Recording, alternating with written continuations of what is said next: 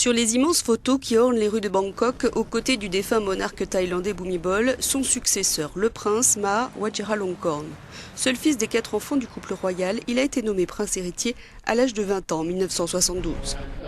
Mais contrairement à son père, vénéré par la population, ou même à sa sœur cadette, que beaucoup auraient vu monter sur le trône, Maha Vajiralongkorn est plutôt impopulaire. Connu pour ses frasques excentriques, ses 3 divorces et 7 enfants, il a plus souvent fait l'objet de scandales qu'autre chose. Son premier mariage est majestueusement célébré en 1977. Sa femme est la cousine de sa mère, la reine Sirikit.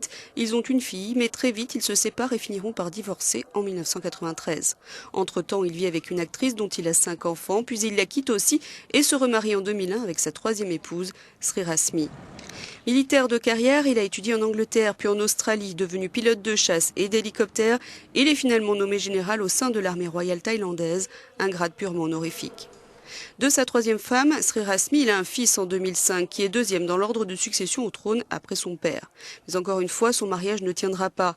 En 2014, Wikileaks sort une vidéo de l'anniversaire de son caniche où l'on voit Srirasmi allumer des bougies, du gâteau, seins nus et en string. Au même moment, une affaire de corruption touche la famille de sa femme. Ses parents, frères et sœurs sont emprisonnés et Srirasmi est répudiée. Aujourd'hui, elle ne pourrait toujours pas voir son fils. Certains analystes estiment que la junte militaire qui venait de prendre le pouvoir aurait ainsi tenté de faire le ménage dans l'entourage du prince. Un prince qui assurait les cérémonies officielles quand l'état de santé de son père le nécessitait, mais qui a passé le plus clair de sa vie en Europe, surtout en Allemagne. Aujourd'hui, le prince Vajiralongkorn est le candidat de la junte à la succession au trône. Il devrait être couronné d'ici 1 an, à la fin du deuil national.